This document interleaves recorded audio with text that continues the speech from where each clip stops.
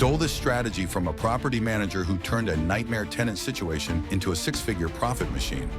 I thought I knew real estate investing until I met Sarah, a property manager in Detroit, who showed me everything I was doing wrong. She had this one property that everyone said was cursed. 7 tenants in 2 years, constant repairs, and it was bleeding money faster than a broken pipe. But Sarah saw something different.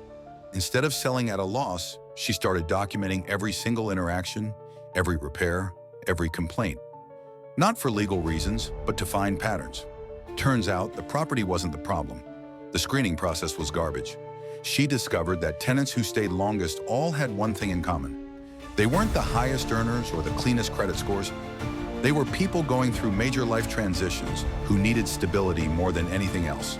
New parents, recent graduates, people starting over after divorce. So she flipped her entire approach. Instead of chasing perfect credit scores, she started looking for life stories.